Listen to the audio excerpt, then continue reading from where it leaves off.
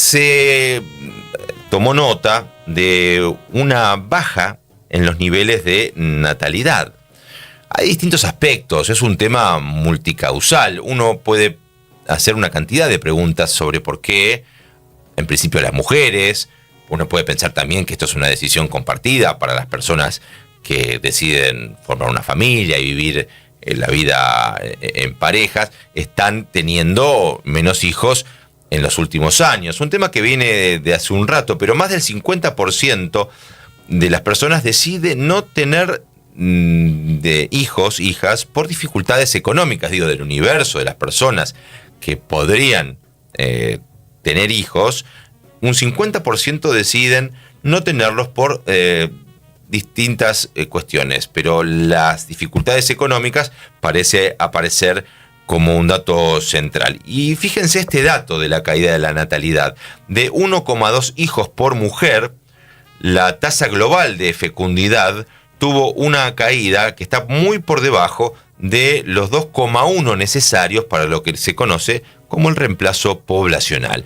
Sobre este tema, para saber dónde estamos parados y poder informarnos, saludamos a la doctora Dolores Dimier de Vicente, decana del Instituto de Ciencias para la Familia de la Universidad Austral. Doctora, saluda a Pablo Markovsky y todo el equipo. Gracias por atendernos. No, por favor, gracias por esta invitación, Marcos. Bien, conocer, doctora, entonces, según sus estudios, ¿qué ha pasado con el descenso de la natalidad en el país y en el mundo?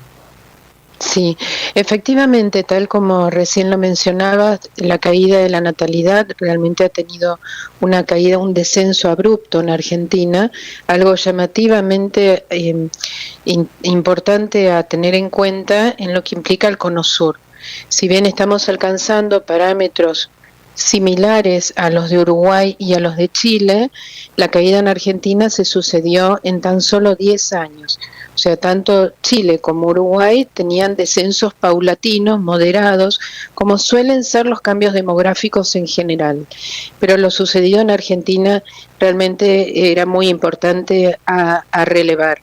Entonces, cuando nosotros presentamos nuestro primer informe el anteaño, que era la caída de un 25%, el año pasado nos alarmó porque ese segundo informe hablaba de un 47%, nos parecía importante profundizar acerca de esa multicausalidad por la cual los argentinos no desean ser padres, ¿no?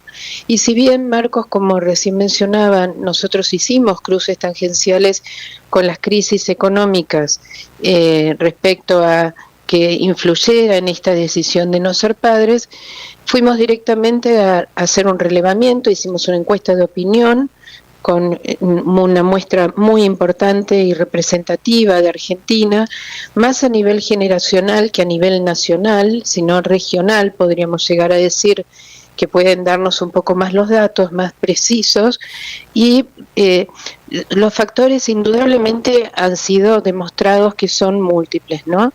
Pero ahí volvemos a reiterar que es más, se deben más a un cambio cultural que a un tema particularmente y específicamente y únicamente económico. Ahora, uno podría pensar, doctora, perdón que interrumpa, sí, que por favor, hay aspectos que podrían ser pensados como positivos, que una persona, sobre todo pienso en las mujeres y los varones más jóvenes, pero pensando en las mujeres, que de la mano de una conciencia y el aprendizaje de la utilización de métodos anticonceptivos, poder encarar embarazos deseados, por lo tanto que baje la cantidad de embarazos no deseados, me parecería a priori un aspecto positivo, pero imagino el impacto negativo que tiene para un país la baja de la natalidad por cuestiones de población y del impacto que eso genera pienso en, no sé, la educación, qué pasa luego con los trabajos, ¿no? Aspectos, si se quiere, más del orden del desarrollo del país, tanto lo personal y lo colectivo, digo bien. Exacto. Retomando lo que también mencionas, Marcos, a ver, la salida laboral de la mujer es un factor que influye muchísimo en Argentina.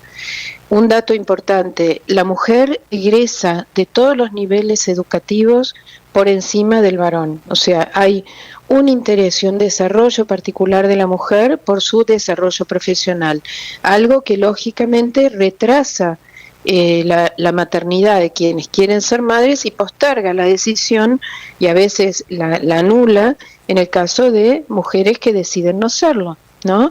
Entonces eso tiene que ver también con que la etapa en la que las mujeres tienen su primer niño se viene retrasando, se está dando predominantemente entre los 25 y los 29 años, y en segundo lugar ya afirmándose como un periodo y una ventana muy importante entre los 30 y los 34 años. Este es un punto importante a tener en cuenta, porque la ventana de la fertilidad sigue siendo la misma, con lo cual la mujer, si comienza a tener hijos más tarde, tendrá menos hijos, pero también será más difícil la posibilidad de la fertilidad. Y por otro lado, ¿por qué es importante que hablemos de estos temas? Porque en realidad no se trata solamente de un proceso demográfico, sino que estamos ante una situación que puede ser una crisis social muy importante. Que en las escuelas haya menos niños probablemente incida en que pueda haber posibilidades de mejor conciliación entre el trabajo de la mujer y el horario escolar, que hoy no lo es tanto, ¿no? Que es uno de los factores importantes a tener en cuenta para la salida laboral de la mujer. Pero por otro lado, hay otros factores que tienen que ver, y por eso es importante hablar de este tema, que tienen que ver con la acción social, los sistemas sanitarios, los sistemas previsionales, y obviamente pensar en una Argentina mucho más envejecida nos ubica en un rol donde nosotros deberíamos ya estar planificando cómo vamos a trabajar y de qué manera nos vamos a desarrollar como país para poder dar las redes de apoyos y cuidados que en un país que va envejeciendo de manera acelerada se van a necesitar. Estamos en diálogo con la doctora Dolores Dimier de Vicente, ella es decana del Instituto de Ciencias para la Familia de la Universidad Austral. Este fenómeno tan abrupto en la Argentina, si lo comparamos con lo que pasa en otros países, ¿en qué lugar nos ubica? Y la cuestión de la vertiginosidad del descenso de la natalidad en los últimos 10 años, a diferencia de lo que ha pasado en el mundo, ¿en qué lugar coloca a la Argentina en esta dimensión? En este momento nosotros estamos empezando ya en determinadas zonas del país en lo que se llama un crecimiento vegetativo nulo, y ya en otros casos, como por ejemplo puede estar pasando en Ciudad de Buenos Aires, en lo que es un crecimiento vegetativo negativo. ¿Qué quiere decir esto? Que hay más fallecimientos que nacimientos. O sea, si uno lo ve en tendencias de curvas, hay mucho más cantidad de personas que fallecen que de niños que nacen. ¿En qué lugar se ubica ese número? ¿Tiene el número, doctora, de nacimientos y fallecimientos medidos anualmente? De Capital Federal. Nosotros en Cava, por ejemplo, en la ciudad de Buenos Aires, en este momento, a ver, ya te puedo dar los números exactos, que no los tengo aquí en mano, pero es una tasa realmente irreversible. O sea, puede suceder por distintos motivos. Nosotros nos han citado el gobierno de la ciudad para investigar respecto a esto, y Ciudad de Buenos Aires ha tenido una tasa de migración de familias jóvenes muy importante, ya sea al perímetro, las zonas perímetras de la Ciudad de Buenos Aires o en el exterior, y eso incide lógicamente que hay menos familias jóvenes en Ciudad de Buenos Aires que las que había hace 5 años atrás. Claro, este descenso impacta en el envejecimiento de la población. ¿Qué debería ocurrir obviamente para que esto se revierta? A priori, y sin ser un estudioso, uno piensa que a menor o a mayor crisis económica y social, menor el incentivo para que una persona que ya es consciente de las dificultades que vienen más allá del plano, si se quiere, más amoroso, más de proyecto de vida. Muchas personas se preguntan, ¿yo puedo tener un hijo? Y la respuesta por lo general es no, porque no tengo los medios económicos necesarios para garantizar el mantenimiento, el cuidado de esa persona. Por lo tanto decía que a mí lo primero que se me viene a la cabeza es una cuestión lineal entre crisis económica, vale decir oportunidades para poder tener un chico y criarlo en condiciones con los recursos y los derechos indispensables. A ver, en cuanto a necesidades económicas, esta encuesta que nosotros realizamos lo ubica en quinto lugar. Uh-huh. O sea, eso es lo que respondieron los argentinos en esta encuesta de opinión tan importante que nosotros realizamos y que es proyectable. El primer lugar tiene que ver con no es parte de mi proyecto, o sea, los proyectos de vida de nuestros jóvenes entre 18 y 34 años, la paternidad o la maternidad no es un elemento importante. ¿Y por qué yo mencionaba, Marcos, hace un ratito que es un cambio cultural? Justamente porque, a ver, hasta hace pocos años la realidad es que los jóvenes, cuando uno era joven, pensaba en estudiar o prepararse, salir a trabajar, formar una familia, y formar una familia implicaba el tener hijos. Esto hoy cambió, y dentro de las prioridades de nuestros jóvenes, los proyectos de vida son más individuales. O sea, en primer lugar, no forman parte de su proyecto, y esto lo dicen el 49% de nuestros jóvenes. En segundo, tercero y cuarto lugar, incide justamente el deseo de, como realización personal, el trabajo, las actividades deportivas y los amigos. Y recién en quinto lugar aparecen los problemas económicos. La realidad es que sí es incidente el tema económico y muy directamente sobre quienes sí desearían ser padres. ¿Por qué? Porque si uno se pone a pensar la incidencia de lo económico en los gastos que implica llevar adelante una familia es un tema muy importante. Ahora me quedo con esto que me parece tan impactante, doctora, porque estamos casi sobre las noticias y no quiero dejar de mencionar y preguntarle. Sí. Podríamos decir que, por un lado, los proyectos de vida de los nuevos jóvenes son muy distintos a los que fuimos jóvenes hace años. Exacto. Y hay una cuestión vinculada, imagino yo, también se me ocurre la palabra soledad, ¿no? Se indica que es una de las pandemias, la soledad, sobre todo en las grandes ciudades. Sí, exacto.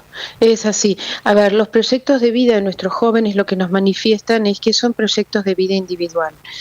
Por un lado, quienes eligen realmente estar solos, y por otro lado, tenemos muchos jóvenes que nos dicen no encuentro una pareja con quien tener una relación estable. O sea, la fragilidad de los vínculos. Y en esto que yo mencionaba hace un ratito, como cambio social, nosotros hace pocos años atrás veíamos cómo la permanencia y la pertenencia eran dos valores culturales muy importantes. ¿Y a qué me refiero con esto? La pertenencia a una institución donde uno pudiera desarrollar su trabajo, donde pudiera permanecer, por donde pudiera ir creciendo, lo tenemos muy presente y seguramente lo podremos ver en ejemplos muy cercanos de uno. Hoy no es así para los jóvenes. Y justamente respecto a la pertenencia, solo el 18% de nuestros jóvenes creen en las instituciones argentinas. Y este es un dato que realmente es muy importante. O sea, cómo llegarle a nuestros jóvenes a que confíen en las instituciones argentinas de todo tipo, O sea, hay un cuestionamiento muy importante en esto. Y respecto al tema de la pertenencia, pensemos que esto de pertenecer a un ámbito determinado, hoy los proyectos de vida más individualistas hacen que uno decida volcar y tornar su proyecto vital de un lado hacia el otro.